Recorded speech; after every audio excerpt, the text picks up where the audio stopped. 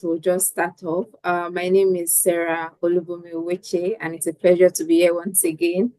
Yes, so where do I start from? Trying to make sure that this is as short as possible. But the OLxD community is one for learning and development professionals out around Africa. And in the course of our activities in the past 2 to 3 years, we identified a gap within the industry. And that gap is basically around the knowledge and awareness of young people about the L&D space, what it entails, what skills are required, and even those that function in the space. It will be interesting to know that some of us that are currently, working within the space would find that quite a number of persons in the space are not, persons that probably, went through their education route in the universities. They are mostly persons that transitioned outside of education into the learning and development space. And we are wondering, why is there this gap? Why is this gap so big, actually, particularly in Nigeria? And what can we do to actually close that gap? And that was what bettered this initiative. So we had planned a 3-part webinar series to speak to what the industry is about, to try to encourage young people to look into the industry and, try to grow their career within the industry. So over the next, okay, I want to say over the next few months, but yes, we already had a session and this is the second. And in the next session, which will be next month, will be the last, where we talk about all what the L&D space is about and how a transitioner or an undergraduate can leverage the industry. So I would also want to speak to the community doing this as well. So the OLxD learning community is a community of learning and development professionals across Africa. And we basically form a platform where young people or even experienced persons in the industry can network, share what they know with the younger folks, and have people come in to ask questions. We have several initiatives that speaks to what we do and how we support ourselves. One is our webinar series and WhatsApp community, where people ask questions to learn and grow on the job. We also have opportunities that we give to learning and development professionals that are, experts within the field, to come and share what they know. I think there's something interesting about L&D professionals. We know a lot, or I would say that those I've interacted with know a lot, but they don't like the spotlight. They are just, using what they know for their own advantage or just on their job. And yes, we provide a platform to make you come to share what you know with, people that need that knowledge as well. Then we also have our Hangout series that we use as a physical gathering to network and build relationships outside the place of work. So if you have not been a part of any of our programs before, I would encourage you to, join us outside of this particular webinar in future programs that we're going to have as well. So today we would be looking into the competencies required for L&D professionals. And in the next, say, an hour, 30 minutes, we will try to unpack the competencies that are needed for you to thrive within the field, from instructional design to facilitation to digital learning, consulting, what have you. And on the call with me today, I have our speakers. On the call, we have Azan Olusegun Mohammed, who is an instructional designer currently working with Amazon. We have Mr. Olufunso Olofilade, who is a manager, organizational development at Saskatchewan Workers' Compensation Board. And we have Dr. Fikayo Adewumi, who is an instructional designer presently at Oklahoma State University. We will be speaking to these experts in the next few minutes and hearing into what they know about the field. But before we do that, I would like to also read their profile so that you can have an idea of, those we have in the room, where they are coming from, and then you'll be able to know who you to direct your questions to when the time comes. So starting off with Mr. Azan, Mr. Azan Olusegun Mohammed is an instructional design and learning and development specialist with over 14 years of global impact across various sectors, including K-12, higher education, and corporate learning environment. As a former educator who transitioned from the field of instructional design to work and workplace learning, Mr. Azan has assisted and mentored several other educators and young professionals to make a successful transition into the field globally. He is a University of Ibadan and Harvard University trained learning designer and educational technologist, a member of the Association of Talent Development, ATD, a member of the Project Management Institute, PMI, and the American Education Research Association, AERA. He's also an advisory board member in the Acera Educational Innovation of Massachusetts. So it's a pleasure to meet you, Azan. Thank you so much for joining us on the call. Would Thank like you, to Sarah. hear from you. Thank you. All right. Next on my list is Mr. Olufunsho Steve Olofinlade, who started his career as the human resource within the human resource department of the Nigerian multinational banking institution in Lagos. He has almost 2 decades of experience in various HR capacities in the financial service sector, consulting, electric utilities, healthcare, and nonprofits. He is passionate about helping individuals and organizations become their best selves by enabling a growth mindset. You're welcome, Mr. Olufunsho. It's a pleasure to have you here. And next, we have Dr. Fikayo Adewumi, a seasoned professional with a PhD in learning, design, and technology, specializing in instructional design, digital transformation, research, and in making learning accessible in academic and corporate environments. With extensive experience managing cross-functional teams, designing innovative training programs, and leading enterprise-level learning strategies, Dr. Fikayo excels at creating impactful learning experiences. She has served in key roles in industries like biotech, automotive and energy, and educational environments, where she developed learning solutions, optimized learning platforms, and championed global training initiatives. Dr. Fikayo's expertise extends to research in immersive technologies, data operations, and customer education, reflecting a commitment to innovation, stakeholder engagement, and delivering results aligned with organizational goals. Thank you so much for joining us, Dr. Fikayo. It's a pleasure to have you here. Thank you. Okay, so moving on, we are going to start off with the questions. So I'm going to start this first question. This question is going to go around the room basically, and we're going to start off with Azan, and then to Dr. Fikayo, and then to Mr. Olufunsho. And this question basically is based on the reason we are here, skills. And the question says that, according to you, which is each of you now, what's the top 3 core skills that every L&D professional should possess and why? So now this could be soft skills, it could be technical skills, and it could be a blend of both. We can also look at it from this point of saying that in your years of experience on the job, off the job, while you're learning, what are those top 3 skills that have transformed your growth in your career? And yeah, we'll start from there. So I would hand over to Azan. Thank you very much, Sarah. Hello, everyone. Straight to the question, top 3 skills for L&D professionals.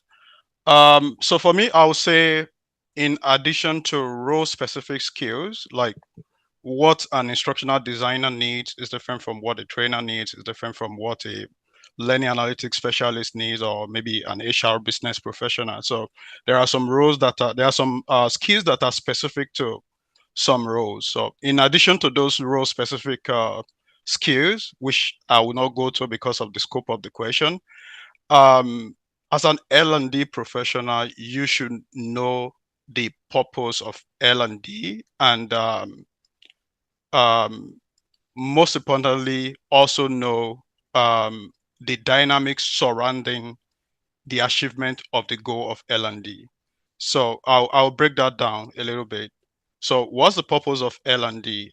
You want to develop people's competencies. Like when an employee is hired, they are hired into a particular level to perform some specific task. Your job is how to enable them to perform their job better than they are doing from on the first day, to grow within that role, to achieve career development, and at the same time give a return on investment to the company. That is the primary goal. So wherever you are operating from, you must have this at the back of your mind. So for instance, as an instructional designer, you're going to be developing training. How do you create a training that is performance improvement focused, that can enable employees to actually like do their job very well, excellently, and as a result, improve the return on investment for the company?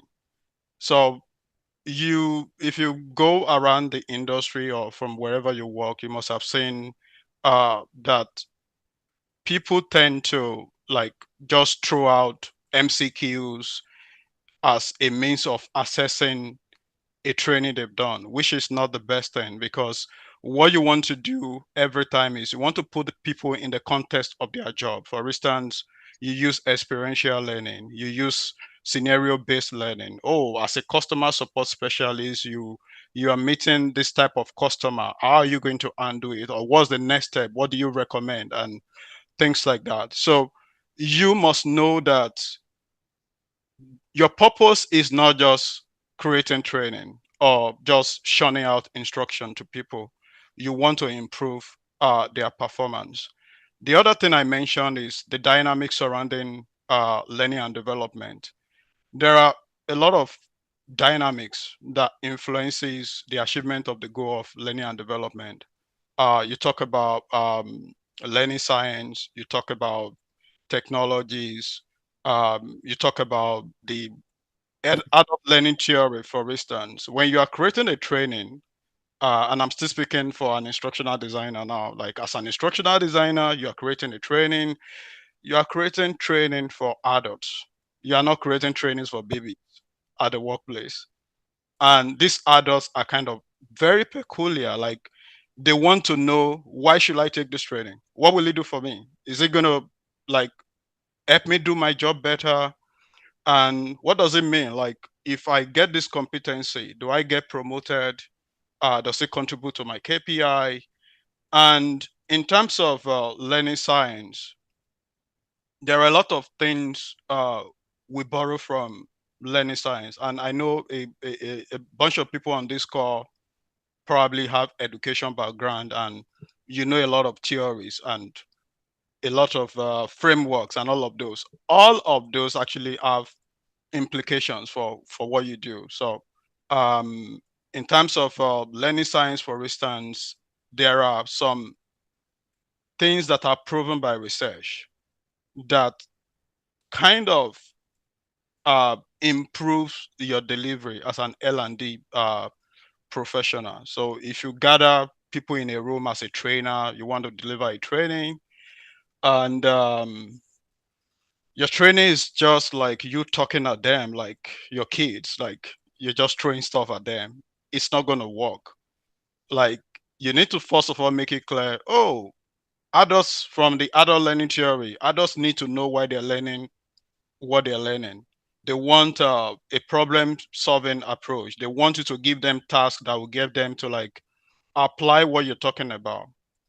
They are internally motivated, rather than you like you design a course and all you do is put points and badges, and they'll be like, what will I do with this? You're dealing with adults who actually want something more concrete from a training or an L&D initiative you're giving them.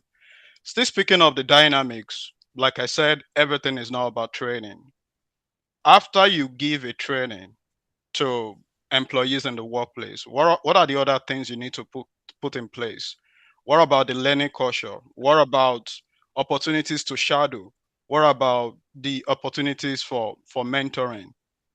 All of these are things you should be aware of. Like, don't just train people. Also think of what happens after then.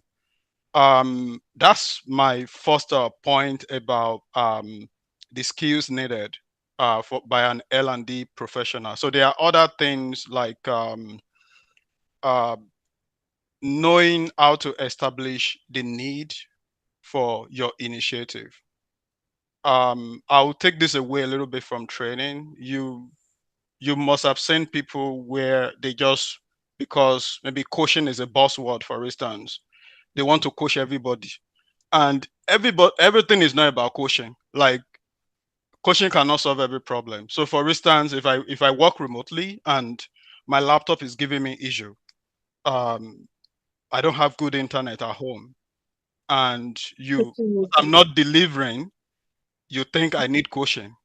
That is not what I need. I need a new laptop and good internet.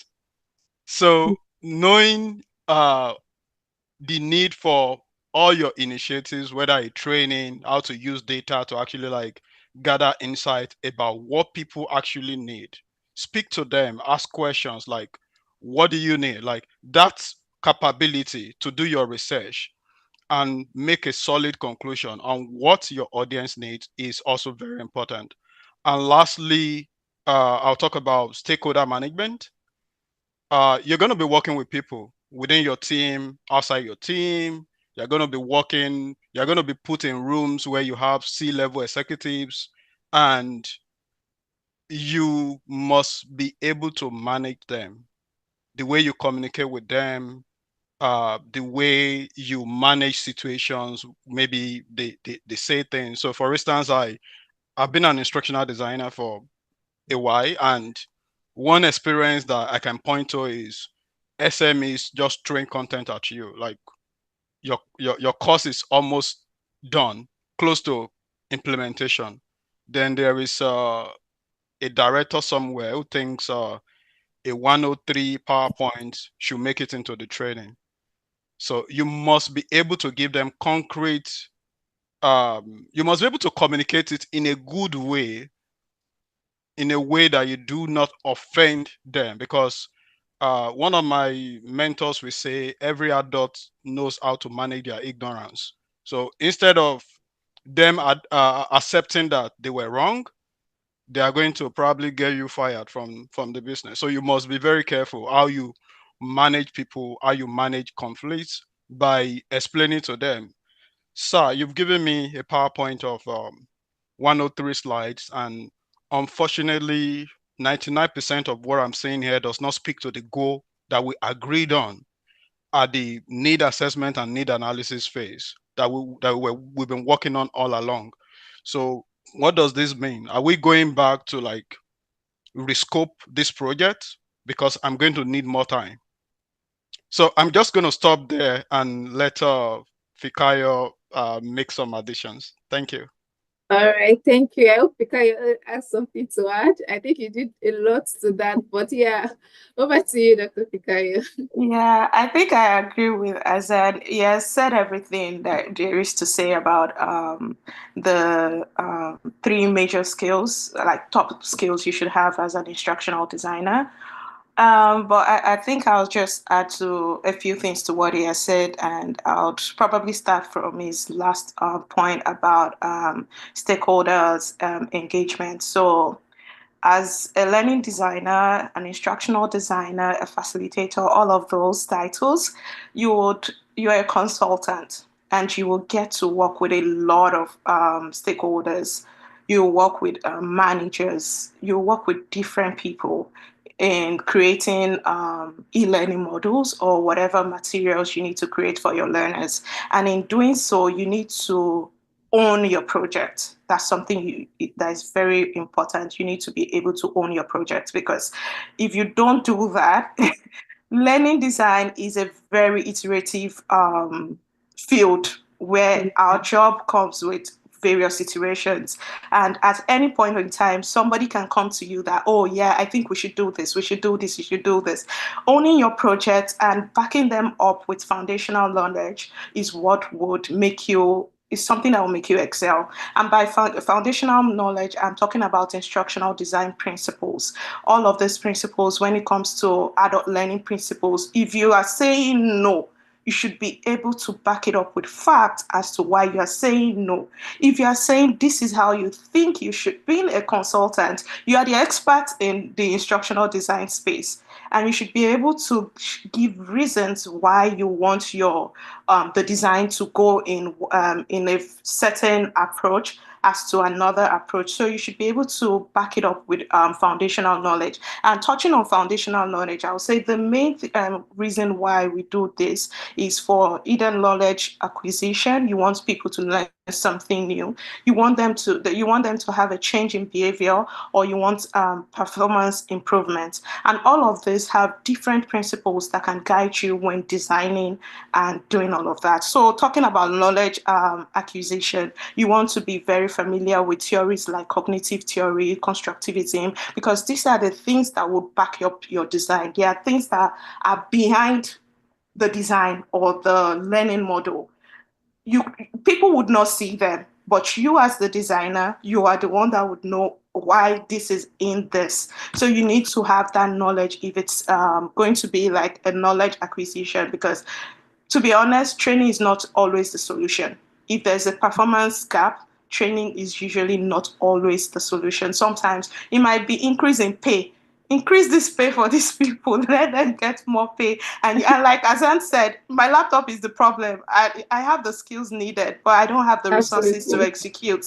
So you Yeah. need to be able to do that. Another thing is behavioral change. If you want a behavioral change, if you've conducted a need analysis and you realize that, oh, this is going to be a behavioral change, what are the foundational knowledge or principles that should guide that kind of project? You want to adopt like behavioralism. You want to see why are people acting like this. If we adopt this, what kind of result are we going to get? You want to adopt like humanism theory. You want to just make sure that whatever you're doing, you have theories and designs to back them up. You're not just putting things out there because you think that's what it should be. That way you're going to have bias in your design because you're just working on your own preference. But if you have all of these foundational knowledge, read about them, practice about them, ask questions from people who are already in the field. How do you adopt this in design? Or people would always have response to give you. If you check online, if you use AI would always, ChatGPT is go to, it will always have something to give you in return that you will be able to use to back up your design. And like I said, if it's a performance change, look into transformative theories. All of these theories, they have things that are the back end, and there are things that they are knowledge that will help you in your design. Then something else is probably instructional design models. How familiar are you with ADI process? Because that, I mean, you all agree that that is no Is longer it? a model; it's a process, because that's a father that's the father of all processes, of all models, because whatever model you're adopting, it will still go through the ADI process. So how familiar are you with ADI? What have you done with ADI? How frequent do you familiarize with yourself with ADI? Do you think of project and say, oh, if I'm going to use the ADI design or the ADI process, how do I break down this project? You need to be familiar with instructional design models like ADI, SAM. If you are going to use adult learning principles, you should be conversant with David Merrill's principles of problem solving. That's one thing that would always work in the corporate environment and with adult learners. You should be able to have all of this foundational knowledge. And if you're from like an educational background, you probably have done this in your 100 level. I think you should go back, revisit, and review and revise all of these things right now, because you might not have to explicitly say them in your design, but there are things that would guide you when you need to explain why and how you want to do something to other stakeholders. And there are things that would also guide you in designing your modules or design. And there are also things that after you've gotten used to them and you familiarize yourself with them over time, you don't even need to think too much about what do I need to adopt for this need analysis or this change or this project we're trying to work on. You would be familiar and you'll be able to say, oh, this is what I want to do. And lastly, I would say probably technology proficiency. You need to be proficient in technologies and you need to stay in trends. Don't just say, oh, the start of every project is a PowerPoint. If it is a PowerPoint, people will just, anybody can make a PowerPoint. But you need to know how you're going to transform that into a video. You need to know how you're going to transform that into articulate storyline or rise. You need to know how to you transform that in Adobe InDesign, Captivate, all of those things. You need to be familiar with all these projects. And with AI taking over a lot of things, you need to be up to date. Something, one of these AI video tools I like is Synthesia, and it's because of how it makes training real, especially virtual trainings, how it makes it real. And I think the AI looks like me already. And if you if you want to go further with like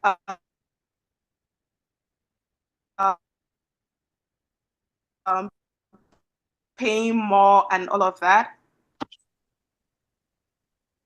can you all hear me? I think I was frozen for a bit. Yes, Okay, yeah. yeah, So but we can hear you. okay. Yeah. So with Synthesia, a technology like Synthesia makes your design very real. Like people don't even know that it's an AI avatar that is speaking. They think it's you. And if you have enough money to like your company has enough money, they can even create avatars of the trainers or the facilitators, and it will look like they are having real life conversation or training with this model. So be conversant with foundational knowledge, instructional design principle, adult learning principles, learning theories that guide each kind of project you might want to do. If it's for knowledge, if it's for behavior, if it's for performance change, you need to know what kind of theories you want to back those with and be familiar with instructional design models or processes. Those are the three top skills I think you would need to excel in the field of learning design or learning development. And I'll let Thank you. Mr. Olufnisho round it up. Yes, I bet thank he you has so things much. to Over say to too. you. Well, thank you very much, and good evening to everyone. Again, I was having struggles with my audio, so that was why I couldn't extend my greetings earlier when I was introduced. Again, a big thank you to the organizers of this webinar for this opportunity. So really something very inspiring that you guys are doing. And also thanks to the panelists. I think both Yozan and Fikai have done real good justice to it.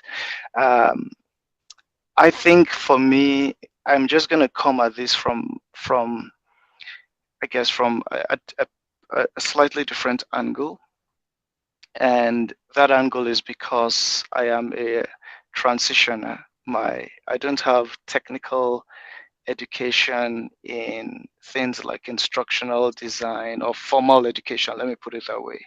I actually had my first degree in veterinary medicine, so it's interesting for you to note that I did make a huge and significant transition into the learn and development space.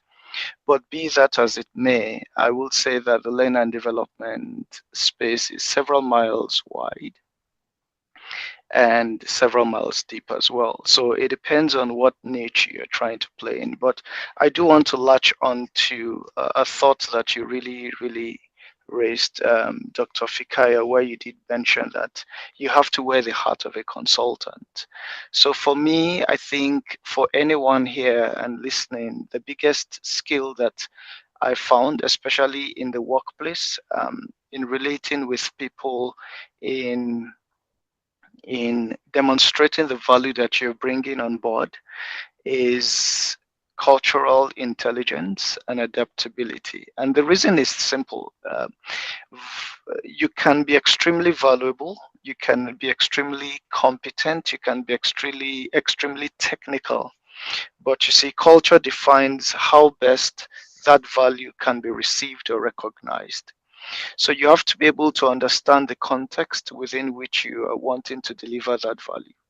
How is that value going to be received? How is it going to be understood? What are the diverse learning needs? What are the sensitivities? What are the things that you need, the subtleties that you need to be mindful about? How do you ensure that what you're about to present resonates very significantly with the stakeholders that you're bringing that to? And it really takes time to understand your audience, to understand the stakeholders. And so that's one thing that I would encourage anyone to invest time in. How are you able to scan your environment and determine how best to tailor the great skills, the great knowledge, the great capabilities that you have, to be able to deliver that value in a way that it's received, recognized, and rewarded. So the moment you're able to hack that, then you're on your path to success. So that's the one skill that I think I'll just add in addition to what my other panelists have added. Thank you, and back to you, Sarah. Thank you so much. Thank you. Thank you so much. Thank you so much. And thank you to everyone that has spoken. And if I was just going to take a sentence and a key takeaway from each person would be the question that Mr. Azan started with, which is how do you develop a training or maybe any initiative basically that is performance improvement focused. So behind everything you do as a learning and development professional, that end goal should be very, very present in your preparation. What I'm doing, how would this improve someone's performance or a department's performance? And then moving on to Dr. Fikayo, she said something about technology proficiency and she said stay in trends. And I think we've flagged the topic of AI for some years now, and I think there should be no one in this room that is scared of AI anymore. AI is here to stay. So staying in trends is what you can use to live a peaceful life, really. So just seeing the new tool and say, oh, I heard something else is out. Let me see, how do I use it? How do I explore this? You can't run away from it. So you had better know how to use it. And I think that's just a very good one. And thank you so much, Mr. Olufunsho, for talking about cultural intelligence and adaptability. Now, looking at the remote world of work, which most learning and development professionals operate in, that mindfulness is very important because you can be an instructional designer or a learning and development professional or an e-learning developer in Nigeria, and your audience is in China. Being very intentional and mindful of the kind of examples, the kind of visuals you even use is very important. So it's not just about churning out learning products, but learning products that would be acceptable by the end user. And that's only happens when you are very mindful of the cultural background that those persons are coming from. Thank you so much for that. And yes, I think we can move on to my next question. And this next question is to Mr. Zan. And looking at your current role, you work currently with Amazon. And I know during your career, you also had worked with Tech Experts, which I know is a very strong organization when it comes to, development of e-learning materials and just materials that improve employees' growth and development. So what role does creativity play for you when designing impactful learning experiences? I want to believe that this is a skill that you've probably been mindful of and has gotten you to where you are today. So would like you to share that with the house. While we spoke about theories and yes, that ability to, research and understand why some reasons or some things need to be when you're designing, there is also the place of creativity and innovation. So that's my question to you. What role does creativity play for you when designing impactful learning experiences? Thank you. Thank you, Sarah. Creativity is a thing in learning design. But for me, I would say it's not everything. I train people into the field, and my approach is just like the football coach called Jose Mourinho. Jose Mourinho is a very radical coach. Like his approach to some games when he was on top of his career and where he won the Champions League was more like something very radical. So I follow a very radical approach. I know I'm digressing a little bit away from what the question is all about, but my point is, just like Olamide said in one of his songs, like "Me alone be whiskey, but Mati Weribo." Yeah, creativity is very Please important. But interpret for our non-Yoruba speakers. okay, so I don't have voice like Wizkid, but I will use I don't know the right pidgin word. You'll I find will a way use around it. I will use with a potam. You understand? So I'll speak about creativity much later, but I want to tell you, like, if you are not the most creative person in the world, you can still thrive. And how do you do this?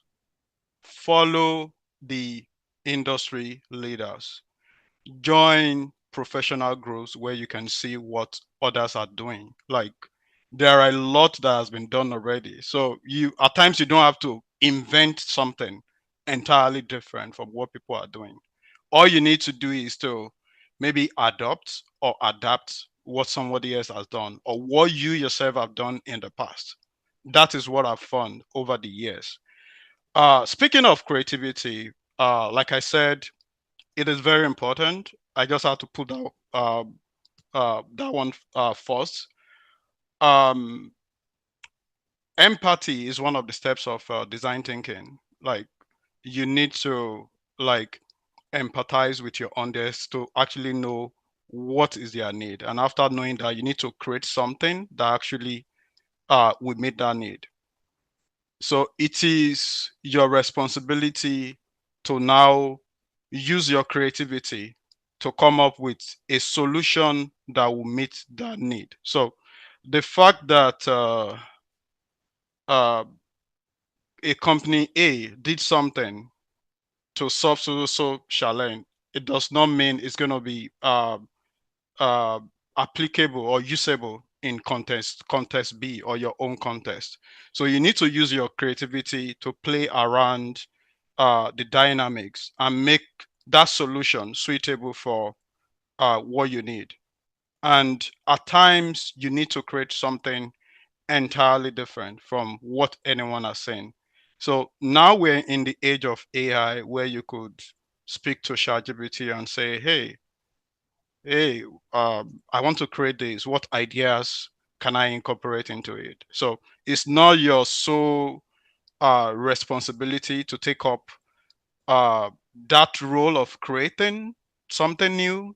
Now you have a partner. So there's something called intelligence augmentation. And that's what a lot of people miss when they complain about AI technologies. Like they say, oh, it's not good enough. It's this, it's that. You are there to actually complement what it has given to you. You are there to improve the output to make it suitable for your need. I'm going to keep my answer short. Creativity is very important in L&D. As much as possible, try as much as possible to see what others are doing, and from there you are able to generate some new ideas. Thank you. Thank you so much. Thank you so much, Mr. Azan. I think the way I had put it down while you were speaking, trying to place both empathy and creativity together.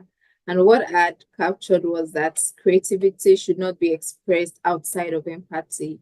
And yes, because you might have some ideas, but is it actually what is expected at that right time to this particular audience? I think that's very important. So putting the place of empathy into play when you are being, expressive and innovative is quite important as well. So I hope I captured you correctly. Thank you. Okay, so I would move on to Mr. Olufunsho. And yes, you already touched briefly on this question, but I would still ask so that you can probably expatiate further. And yes, my question to you is around how the skills you had to learn when you pivoted, having an undergraduate degree in veterinary medicine, as you had mentioned, and then an MBA, but you've grown within the learning and development profession to a very, commendable level. So it's safe to say that you did pivot, and the question would be that what should the learning plan be for anyone who does not have the background in L&D, who didn't have that undergraduate experience with theories and processes and models?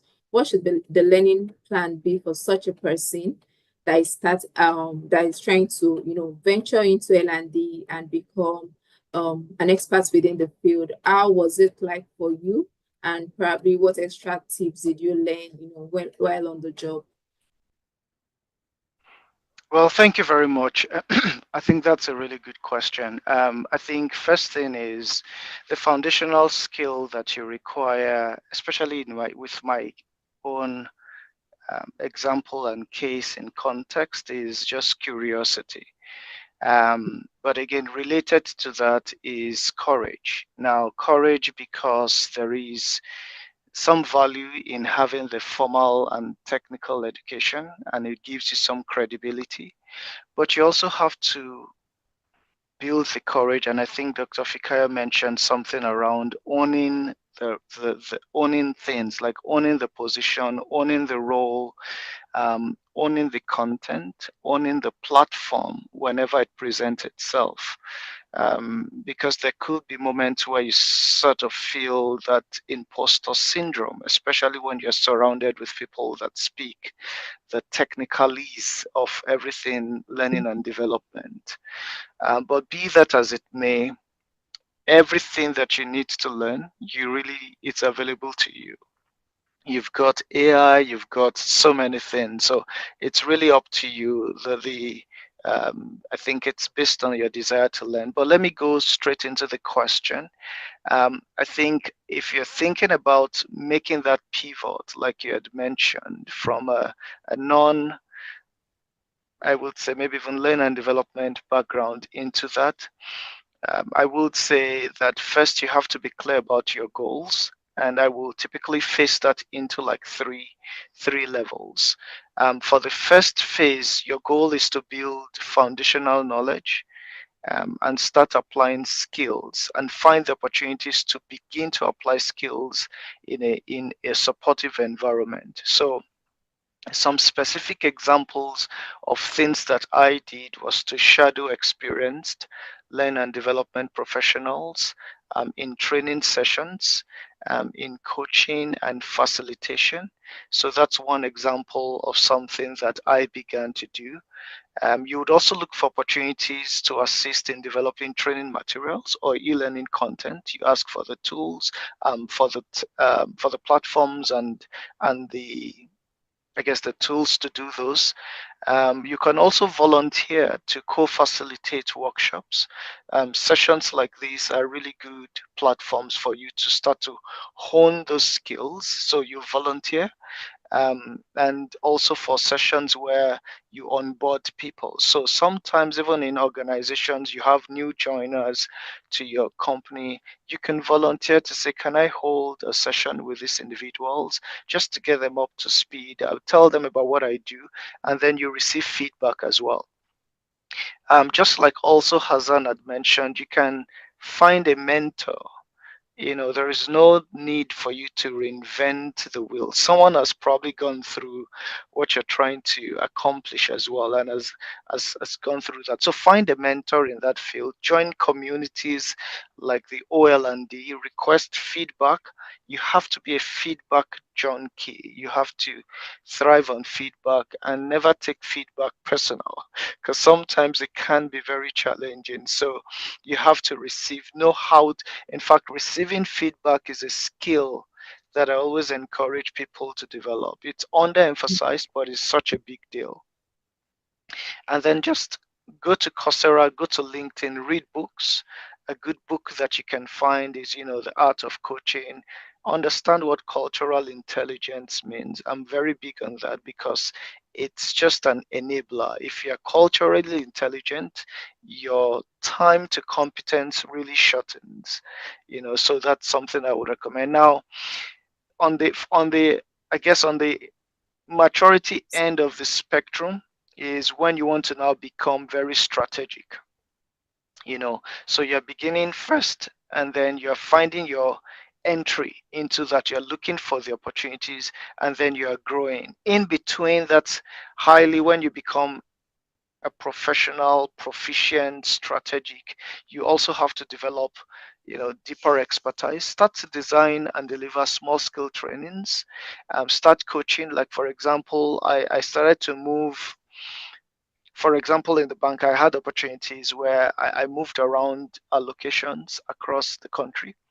And so that also helped me build skills in that area, facilitated sessions, was able to answer questions, able to think on the fly, able to respond to questions, and so on and so forth. So there was some skill that I was developing in there. And then again, participating in L&D workshops like this, very important networking. Again, feedback is important. Join a coaching and mentoring program. It wasn't until I left Nigeria that I realized that coaching was such a big deal.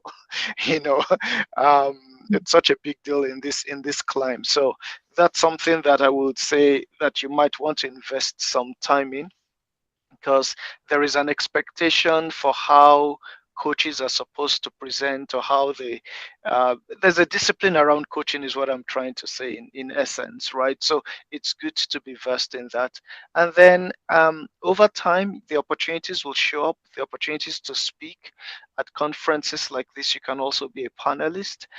You can also mentor others. You can have some great certifications, just like it was like Azan also has like ATD, if I'm correct. Did I hear that? Yeah. So those are great certifications that you can have, your CIPD and so many others. So those are things like for example, I invested in certifications early. I knew that that was very important, in addition to at least having a master's degree in business administration. Was I invested in global human resources type of certification. And so that just became something that I devoted time to. But overall, in wrapping this up, is the importance of, I guess, courage. Just be courageous, and do not be I guess maybe even discouraged, by others who are technocrats, experts in that field, and then over time you will make your mark. Thank you so much. Thank you so much. And I love what you said about those that speaks in terminologies. I think I had the experience also. It feels like they are speaking a language you don't understand. And then they just call a particular term and you're like, oh, what's that? And then they explain and you're like, oh, I know this thing already. So yeah, there's that place of feeling like maybe you're probably not competent enough just because you're not familiar with the right terms that are used within the industry. But with time, that can be learned.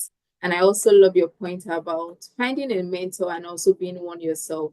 I think it's quite important. It's I always say that so when the goal is to learn 1 to 10 and you've got into 2, there is someone out there that still doesn't know 1. So you can teach someone 1 while you are learning 3. And I think that's just a good way of building yourself, because you don't have to wait until you know the whole 10 before you start to teach. So yes, finding a mentor and also being a mentor to others is very, very important. Thank you so much. So this next question is for Dr. Fikayo. Yes, the doctor in the room, and it's based off of your experience and your learnings and research. What will you say about emotional intelligence within the field of learning and development? Does it play a role when, considering this career path? And also, is it even an important skill within the L&D industry? Yeah, over to you. Yeah, thank you for that question. Emotional intelligence is crucial for anyone to excel in life. So just like it is essential in every field, it is also crucial in the learning and development space, because in the learning and development space, you're not just designing for particular people, you're designing for a diverse audience. And like Mr. Alfonso has said it today, he has mentioned the relevance of cultural design and all of those things in what's it called, in our learning and development space. So emotional intelligence is very big. You need to be able to foster an environment that is psychologically safe for your audience. And what do I mean by that? And I think that's something you mentioned earlier today, Sarah, about the kind of resources you pull together to develop whatever model you're working on. So the kind of images you put in. For instance, whenever I design something, I try as much as possible, when I'm using images of people, I don't just focus on a particular race. I mean, I might have the bias to want to put a lot of Black people in my design, but I try as much as possible to integrate different kind of people in my design, just to ensure that whenever you are relating with that document, you can see yourself in the learning or in the training program. So you need to build a space that is psychologically safe for your audience. The kind of language you also use. We've spoken about language today, the jargons in the field and everything. There are different people of at different level in a company. You might be designing for you might be designing onboarding. You don't want to go all in on the jargons you use within the company at that time, because this is going to be overwhelming for the person. This is going to cause like cognitive overload for that person. You don't want to do that. When you're at mid level, you don't want to bring in things that C-level workers are relating with. You want to be able to ensure that your language, your tone is safe for these individuals. So you want to ensure that you put all of this thing in place. We've spoken about wearing different hats when designing. Whenever I'm designing, I design with the mindset of, okay, what if these people don't know this thing at all? After looking at that, I now look at, oh, what is redundant in this design? Then I take those things out. Because if you don't design that way, you would assume that everybody in that space has that knowledge. And that's something, I mean, not to discredit subject matter expert, but that's something they usually make. That's an error that comes from their end, because this is someone that is familiar with has been in a field for 30 years, and you want me to help you create a content for someone that is just For starting. today's generation. Yeah. And you're putting in some things, and I'm like, this might be too much for this particular audience. They're not doing it because they want to be mean, or they just feel like this is common knowledge. But common knowledge to an expert who has been there for 30 years is not common knowledge to somebody who is just starting in the field. So you want to ensure that all of this art, you wear it. I'm designing for these people. How do I design? And if I'm in this position, how would I want to receive learning? And that takes us back to feedback that Mr. Alfonso already mentioned today. When you are designing, you need to wear the hat of the designer, the person receiving the design, and also the opportunity for feedback. And do not shy away from feedback. Like, some people are very nice, they would put it in the most polite way possible. And some people are just blunt, they are naturally blunt. And when they send those comments or the feedback, you might get offended. But something I'll say right now is take a deep breath and stay away from that feedback for a day, an hour, then come back. Then that way you might be able to see what they are truly talking about with that feedback. This is something I get when I submit papers. I see feedbacks and I'm like, who is this one? What are you saying? But then I kind of relax. I'm like, okay, relax, take a deep breath, come back tomorrow. And by the time I read it the following day, I'm already reading it in a different tone. I'm already seeing what that person is saying, because when you're familiar with something, you might not see the mistakes or errors there. And it's just natural. You might type something, and because of what is already in your mind, your mind, that is what you keep seeing.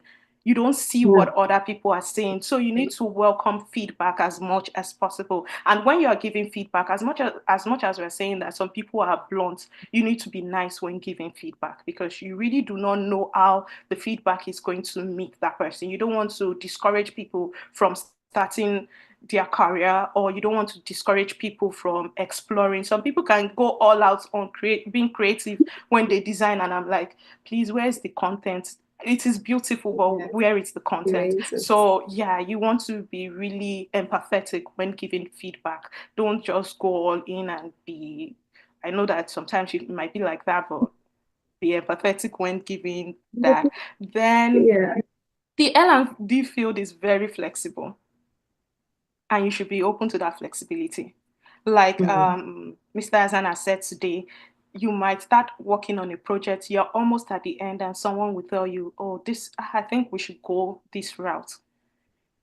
Receive it with a mind that is willing to learn, because sometimes they might be right.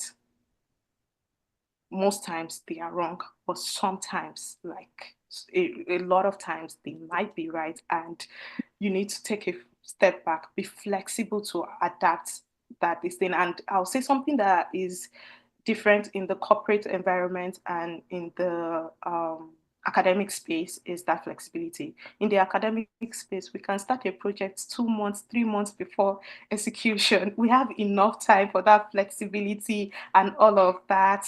But in the corporate environment, if they want you to change something, they want it in 2 days. Like, it's a fast-paced environment, and be open to that, because that's how you learn. And that's how you're able to fit into any environment you find yourself. Another thing you want to do is active listening. So when you are in meetings, you want to listen actively. You don't just want to keep nodding your head because you're like, And I mean, this is something I pinch myself whenever I'm somewhere. I'm like, focus, focus, especially if, I mean, a lot of us might deal with attention deficit and we don't even know it. So when you're just listen actively and make sure that you're able to get the points that whoever is in that meeting, the stakeholders are trying to raise. So like I said, let me just go back. Emotional intelligence is very important in receiving feedback, giving feedback, being flexible at your job, and creating designs that are empathetic, and also fostering a psychological safe space for your audience, because you're designing for a diverse audience. You don't want to just think that, oh, they will see it from my point of view. Try and wear different hats and say, how would this person see this? Be conscious of the kind of jokes you make in your design. That's something else.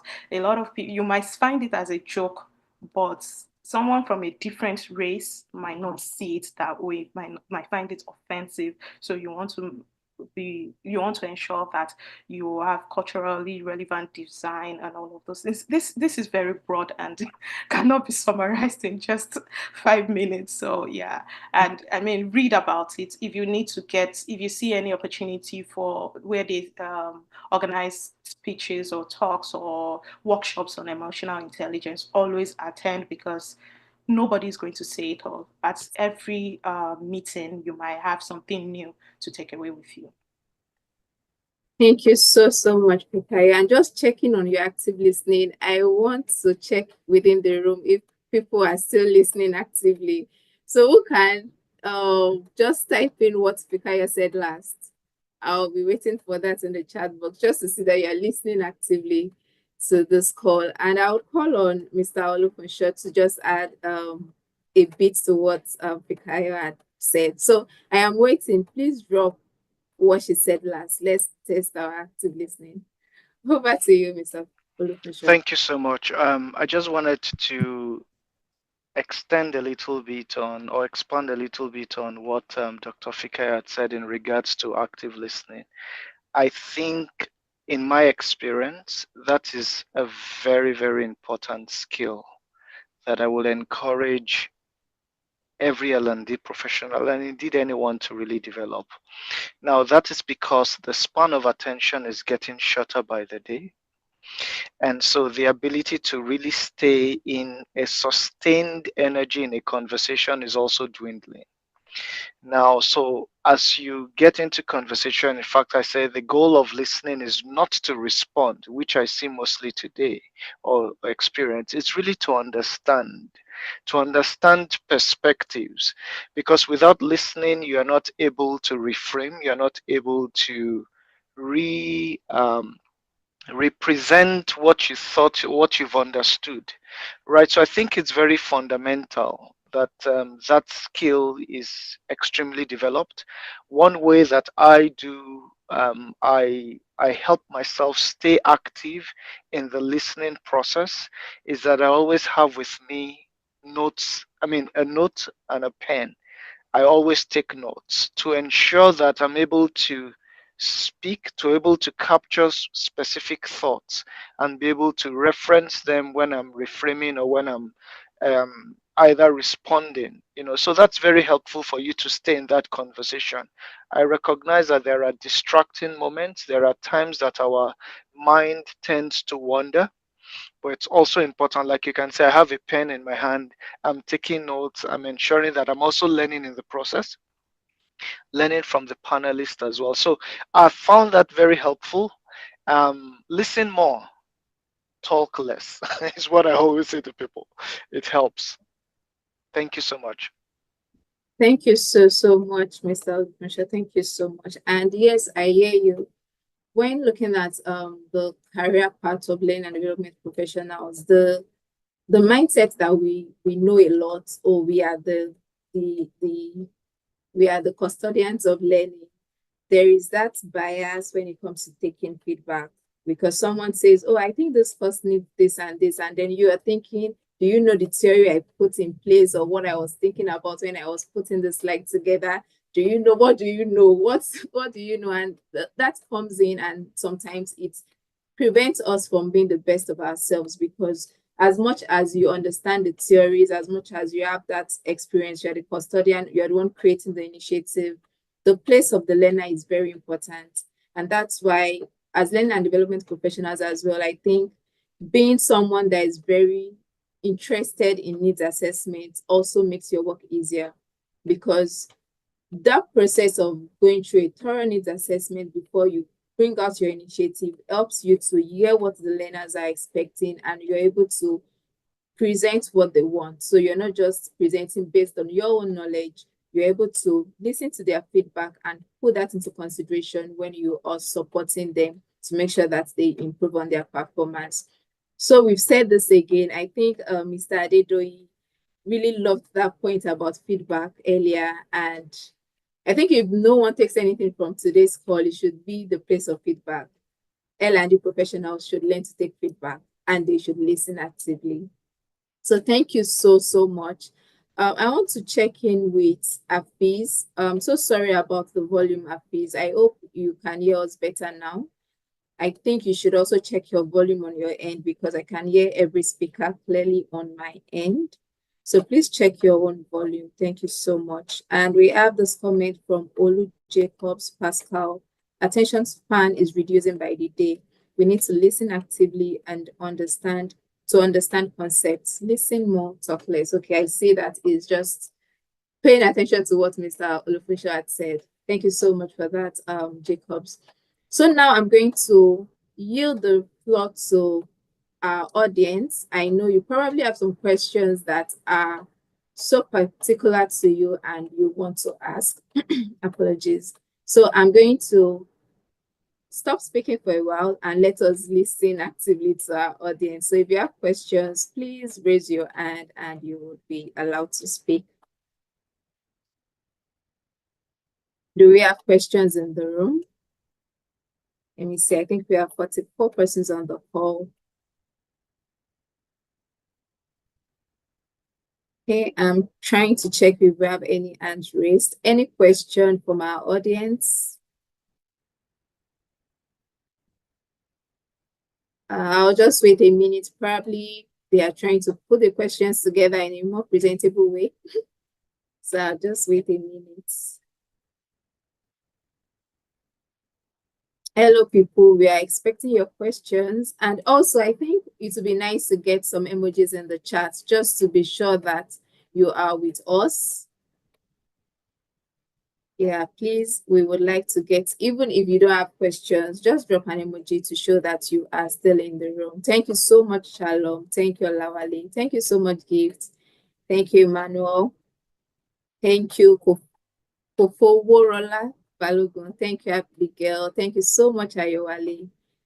More emojis so that we can know that persons are in the room. Thank you, Olufunmilayo Edowu. This is a number, so, but thank you all the same. Thank you, Jide. Tomigba, thank you so much. Okay, so we have a question from Stephen. Thank you, Adetola. And Stephen says, what makes an L&D program efficient and effective? I think I'll just open the floor for the panelists too. If you want to answer the question, you can answer the question. So since the question was not directed at someone in particular, so would like to go for that. I can start, and then I Okay. would also invite my co-panelists to also weigh in if you've got anything else to add. I think that what makes it effective is like Azan had mentioned when it began, it's the ability to tailor that program to meet a specific need. But the processes that leads into that is really what drives the effectiveness of that process, of that program. So any program, for example, especially related, and I think that's a very good question that Stephen has asked. So first is you have to do a robust learning needs analysis. All the skills that we've mentioned are things that you require, that my co-panelists have also mentioned for you to be able to do that. I call the needs analysis as the gap between current state and the future state where you're hoping to get to. And within that space, there's lots of things that you can unpack. So you have to understand, what are you trying to achieve? Where are you currently at? And what steps do you need to take there? And how would you measure? Some other things that are also helpful. I mean, how would you measure success? Some other pieces that I have found helpful is that a learner and development professional, and especially when you are designing programs, because a program suggests that it's a combination of several learnings, and to be quite interested in things like the annual report, all those data points that enables you provide, I will say, comprehensiveness in your approach. So things like, at some point, I study the annual report. I review the voice of the customer feedback. I look at the general performance reviews. I look at the KPIs, so many things, emerging trends. Now, all of the engagement data, so many data points that you can all incorporate and sit with in order to build a justification for how you intend to approach and design that particular program. So that's one thing that makes it effective. Overall, all I've said is be clear about what you're hoping for that program to achieve. Come back to your current state and analyze where you currently are at, and then determine those incremental steps that you're going to take to advance you towards what you want that program to achieve. Those steps are what you call learning interventions. And so the skills that you now require, the skills that we've all talked about rather, are things you then infuse to design those interventions, ensuring that they're achieving the right purpose, and you put mechanisms in place to measure the success of each step that you are taking. I would ask So, others to also weigh in, please, by all means. Yeah. okay, just a few minutes, yeah, so that we can be mindful of time. Yeah, over to you, Mr. Azan. All right. I'll jump in and add to what Steve has said. For me, I feel having the looking at things from the angle of equity is also very important when you are considering coming up with an L&D initiative. And when I say equity, is you can have teammates at the same level whose needs are different from each other. So knowing your audience, just like I said earlier, and what they need really matters. That enables you to actually craft a solution that will enable you like get them to the next level. I'll stop there. Okay, thank you so much. Was it because of what I said about time? Oh my, thank you so much, Mr. And thank you so much. Equity, you spoke on equity, and I was still trying to put my thoughts together around what Mr. Olufunso had said, which was identifying the gap between current and expected performance. That is what it takes to deliver an effective and efficient program, really. Interacting with data to make informed decisions. So, what has the case been in the past? What's data saying about where we want to go to? And then what's the gap? What are we trying to cover? And then also speaking on equity. Thank you so, so much. So we'll move on to Olu's question. So Olu says that what is or are the best strategies when we apply strategies we can apply to increase active listening? So who would want to take that? Okay, I'll go.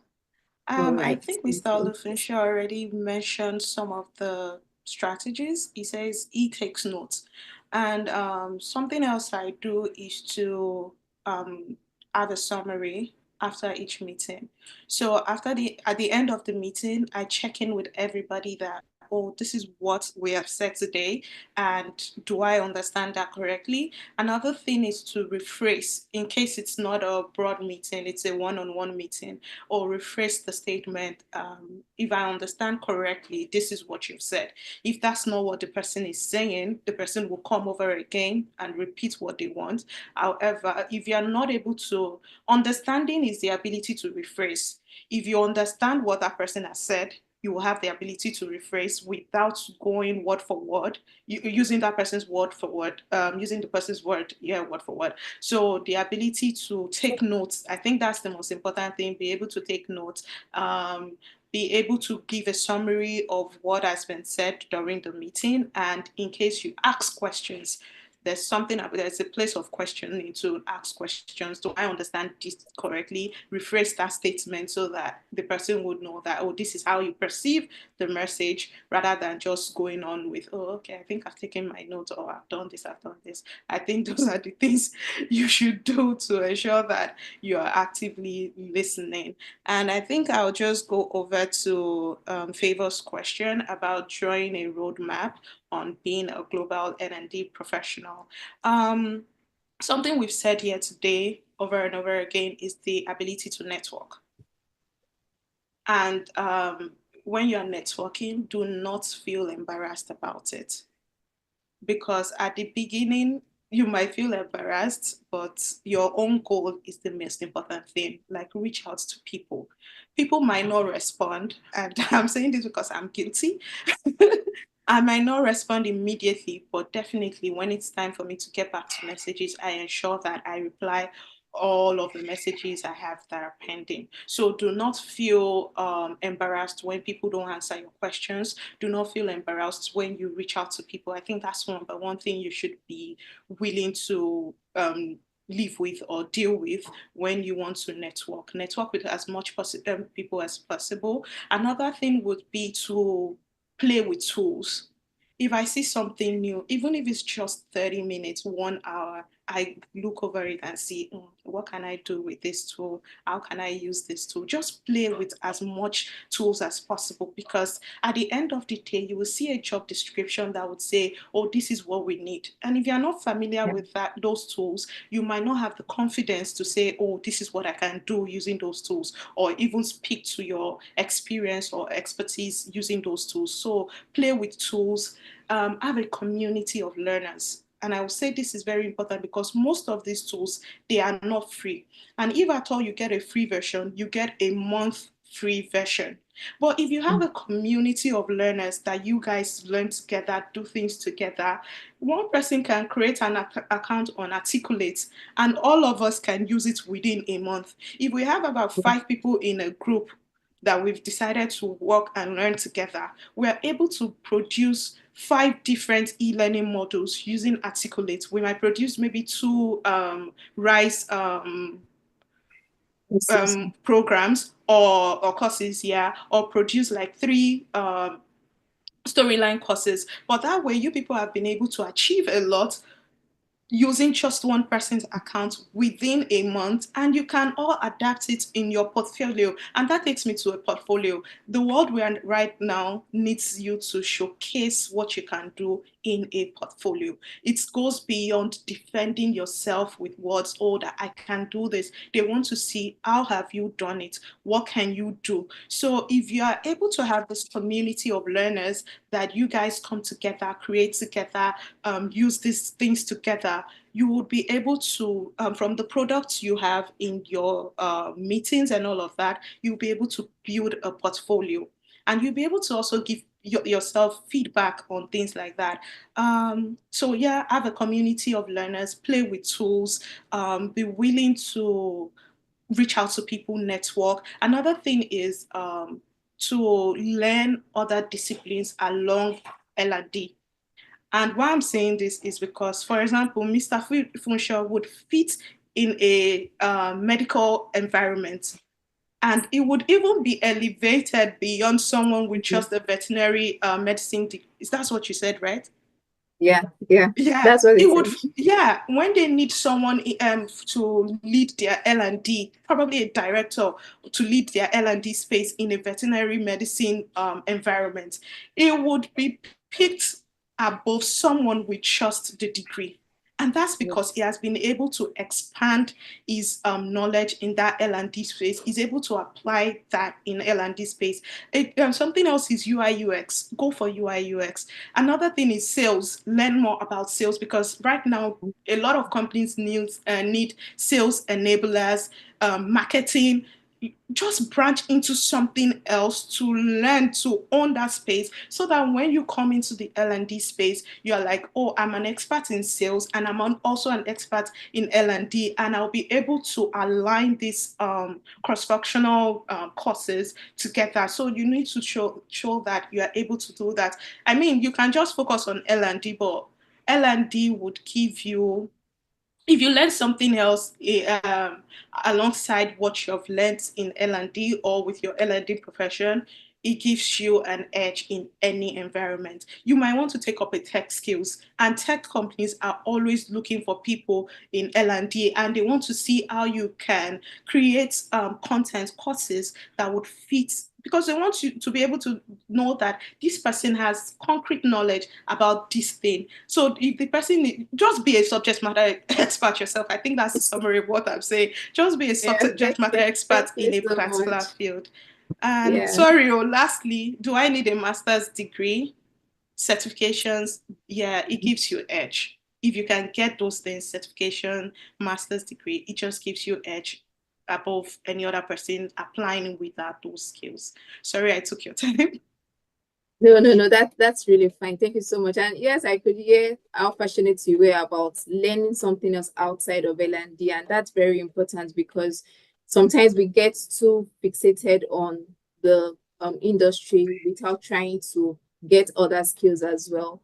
The question on certification, like Dr. Kayat said, yes. However, our next session, which is going to be happening in the first week in the next month, is going to talk about this in-depthly. So I would encourage you really, Favor, to be at that session. We're going to be talking about the certifications that you need, and we're going to have persons that are currently using those certifications to come speak to you also. Please be ready to attend. I see we have quite a number of questions, so we'll just move on to the next question, and I'm hoping someone is ready to answer. So this question is also from Steven. It says, how can I increase training engagement in L&D programs? Okay, how can you increase their engagement? All right. So who wants I'll to take that? yeah, I'll jump in and say, make sure you create a training that people need, know their need, and create a training for it.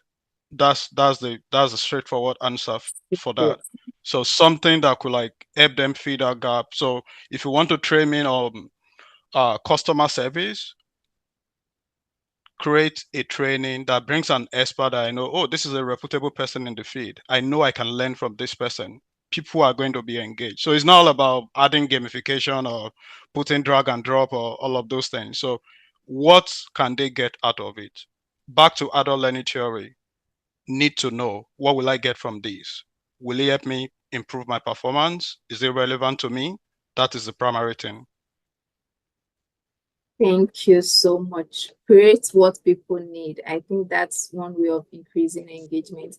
And I think if I was going to add to that, is also communication. So there is this place of setting expectations before you even churn out your material. One issue we have, but I would say is in the field is that L&D units just come up and they say, hello, we have a training, you have to take this training, complete it in 2 weeks. That's the end of it. But find a way to sell the message. We are enrolling you on this training. Why?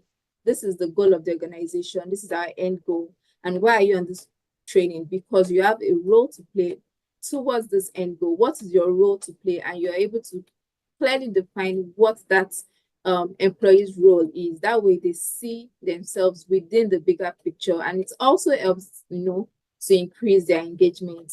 And aside that, yes, try to create things that, fit the kind of learning materials that fit your space. If you are creating a training or a learning intervention for, say, people in tech, engineers, they don't have the time.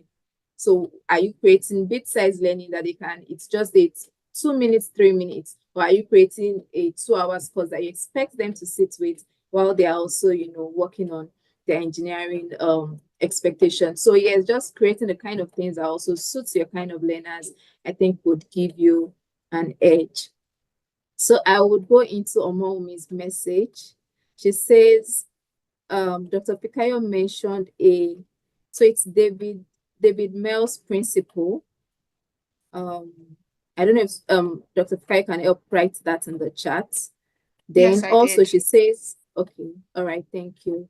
She says, for Mr. Azan, you mentioned that not all needs require training.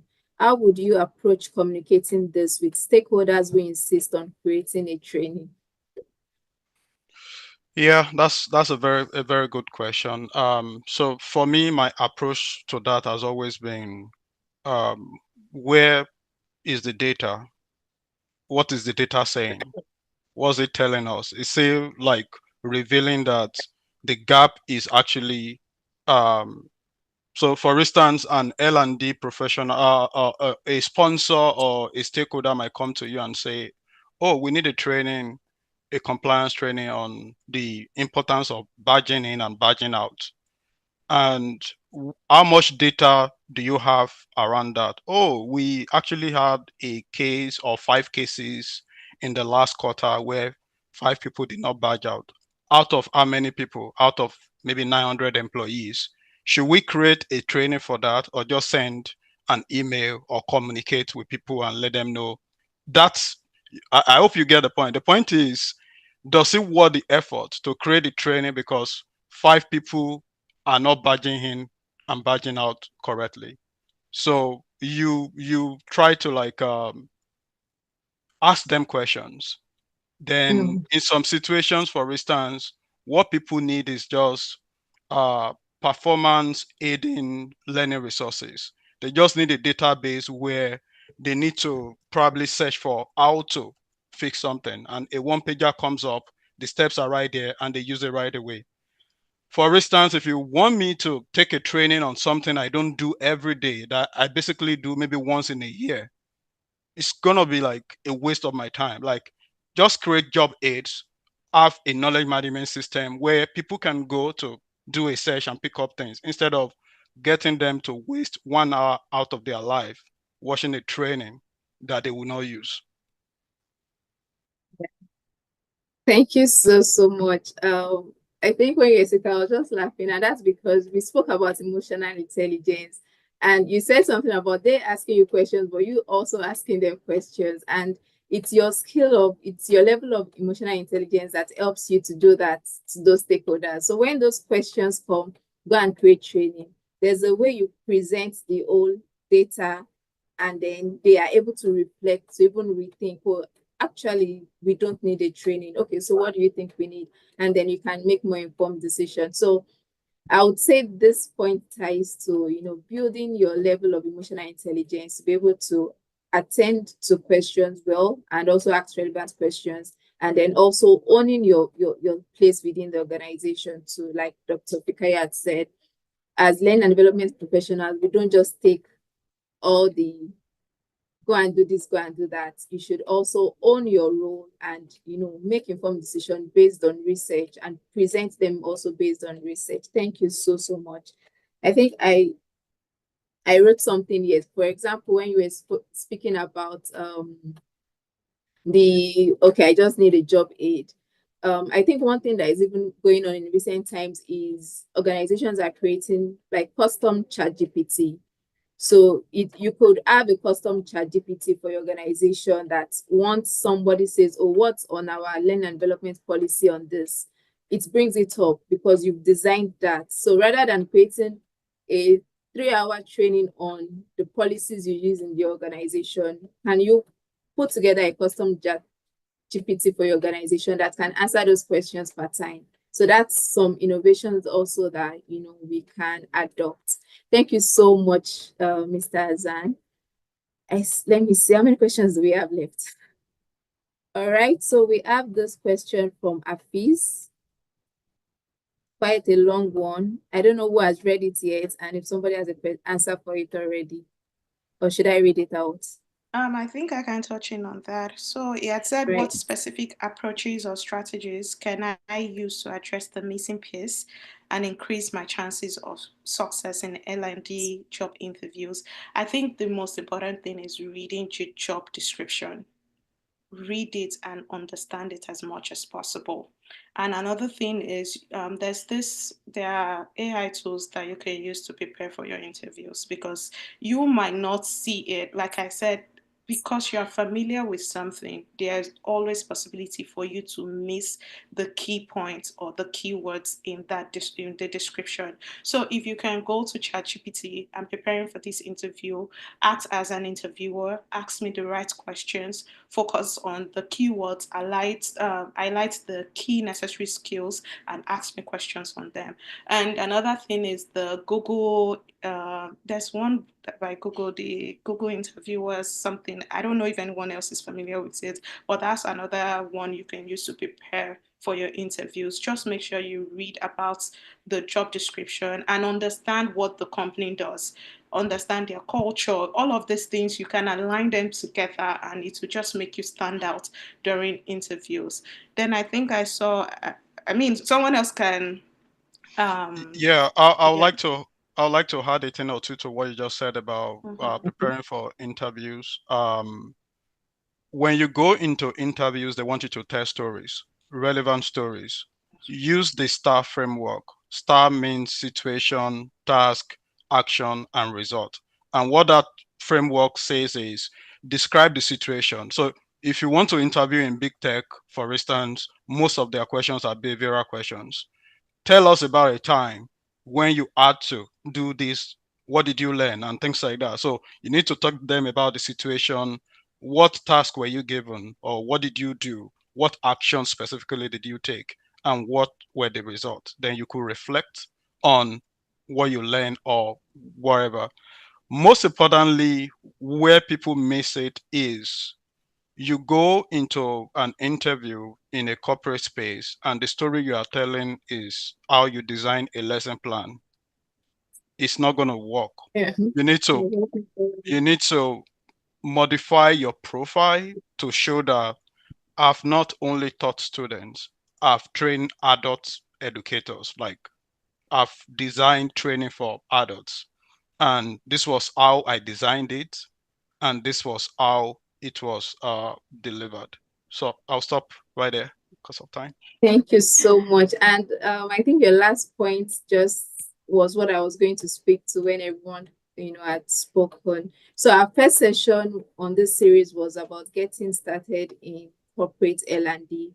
And the panelists did justice to this question, speaking to how, people within the education, like the academia come into corporate L&D and make some mistakes. And you can watch that recording on our YouTube page and have an insight to this. But one thing that I took away from that session was to learn to speak the corporate lingua.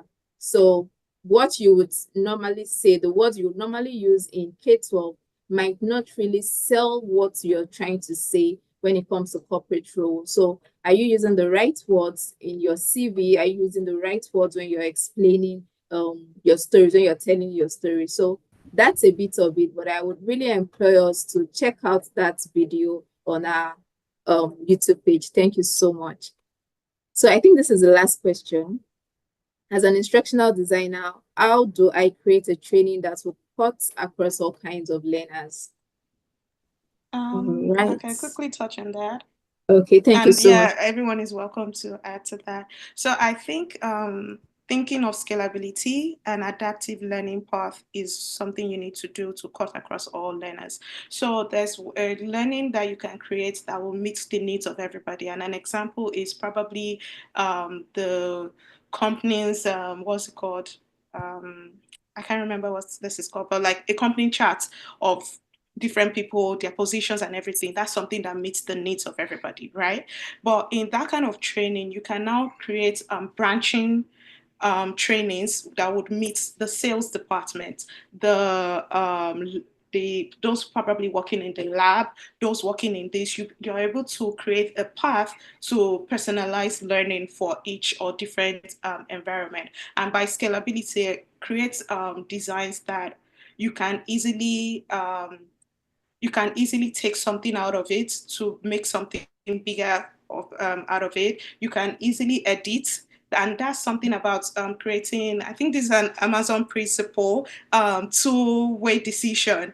When you're creating, you create a design that is two-way. If it doesn't work this way, there's another approach to adapting that same design. So you want to ensure that you create designs that are scalable, irrespective of the audience, irrespective of the need, it will fit into that environment. And in creating scalable designs, I think going micro learning is one of the best approach. Create them bit by bit, because if you have something big, you have bigger job to edit. If you have something small, you have a very limited, like a very small amount of time to spend editing that kind of design. And I'll let others touch in on that. I'll quickly chime in, and for me, I'll say there are various ways to ensuring personalization of instruction. For instance, bringing in the process of mastery-based learning. For instance, if I'm going to create a training for, let's say, Mr. Steve's department, he has a lot of certification in human resource. I want to give him an opportunity to probably skip some content he already knows. So in mastery-based learning, just demonstrate your mastery to me. Then you just get a summary, maybe a 5-minute summary that tells about the whole thing. If you cannot demonstrate your mastery, then you complete the training, maybe a 30 minutes training. That is a way. Then in the age of AI, you could actually bring in an AI assistant to actually like help people get to where they are, get people from where they are to where you want them to be to take the training. I'll stop at that. All right, thank you. I don't know, does Mr. Lupusha want to add to this? Because this is the final question. All right, thank you so much. And just adding to that, in case the question is around the types of learners when it comes to the visual learners, kinesthetic and auditory learners, I just want to say a thing or two in this area. And one is that within the OLxD community, there's something I've learned. It is that we don't really have that segregation. Everyone has a bit of everything. So you don't think you're creating this material only for auditory learners. I can decide today to, for example, I can want to take a course and I'm in public transport.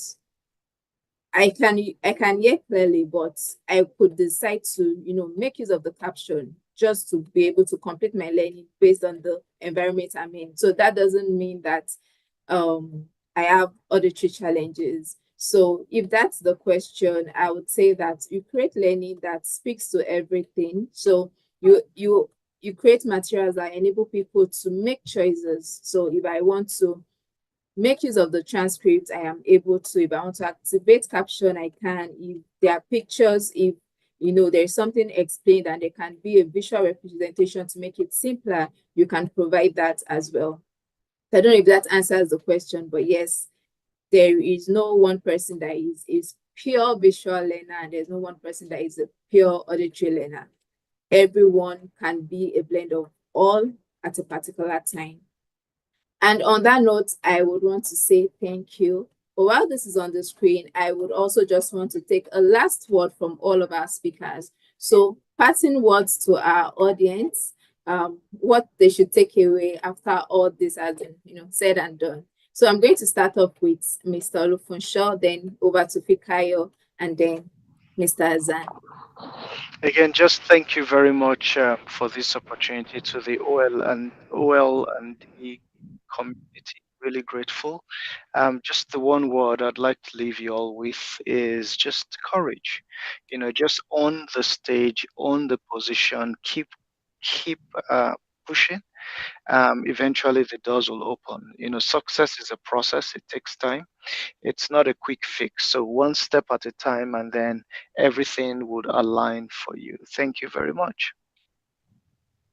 Thank you so much. Over to you, Dr. Fikayo. Yeah, thanks for the opportunity to share some of my thoughts and that of the other panelists on this program today.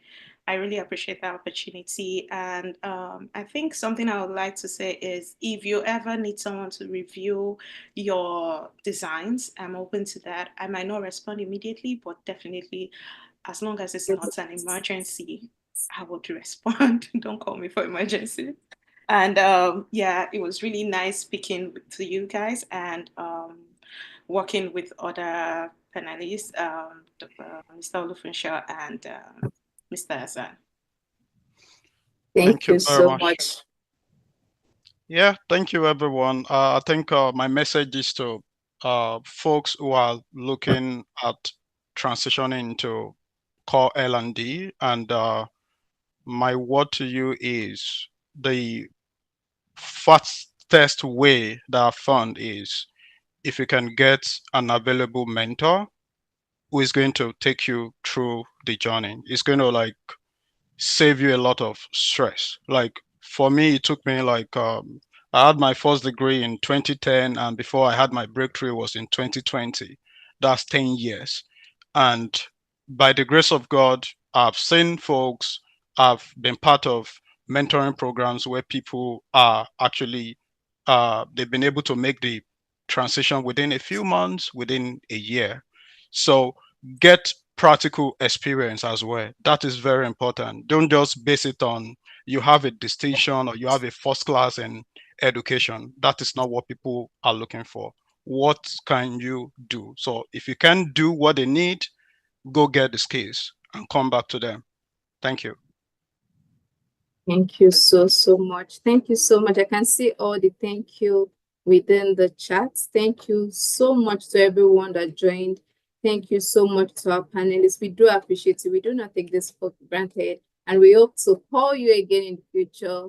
And it'll be nice to accept our call once again. Please check the link that I just shared to join our community. We have a thriving and vibrant WhatsApp group. Trust me, there's something about our WhatsApp group that just helps you to be a professional, because you can come up with a question and get your solution in less than 5 minutes. That's how vibrant and active our group is. We have amazing L&D professionals on the call, always chatting, always interacting, people sharing resources, people sharing solutions to problems, people sharing ideas every single time, and you don't want to miss that. So please join us, and yeah, we would be glad to have you. So on that note, I say thank you again once again to everyone. It's been a pleasure, and I wish you a pleasant evening. Bye, everyone.